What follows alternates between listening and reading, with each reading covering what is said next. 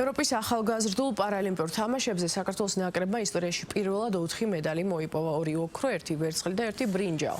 სტამბოლში გამართულ ტურნირზე ჩემპიონების ტიტულები ქართველმა პარატაეკვონდოისტებმა ანა ჯაფარიძემ და ნატა ოჩიკავამ მიიღეს, სანდრო მეგრელიშვილი ვიცე-ჩემპიონი გახდა, საკო მოშკუდიანი კი პარასურვაში ბრინჯაოს მედალოსანია. ქართველი პარასპორტსმენები ტურნირზე საქართველოს სპორტის სამინისტროს მხარდაჭერით იმყოფებოდნენ.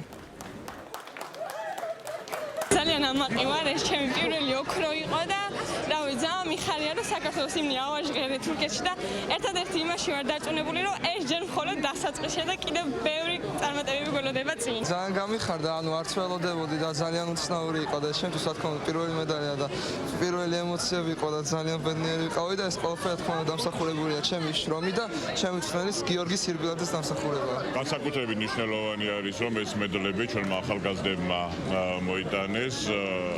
ანა ჯაფარიძე უკვე მსოფლიო პარალიმპიური მოძრაობის ვარსკვლავია, მაგრამ ჩვენ გვაქვს კიდე 3 медალი, რომელიც უკვე ამომავალმა ვარსკვლავებმა აიღეს და ეს ნიშნავს, რომ პარალიმპიური სპორტი მოძრაობა ვითარდება. მნიშვნელოვანი არის, რომ ეს იყოს მოტივაცია ახალგაზრდა შიშიმპირებისათვის და რა თქმა უნდა მთელი ეს წარმატება არის დამსახურება იმის, რომ ამ საქმეს ჩვენ ვაკეთებთ ერთად პარასპორტსმენები, მწვრთნელები და სახელმწიფო სპორტის სამინისტრო, ამიტომ ჩვენ ერთობლივად შევძლებთ, რომ კიდევ უფრო მეტ და მაღალ მწვერვალებს დავდივართ.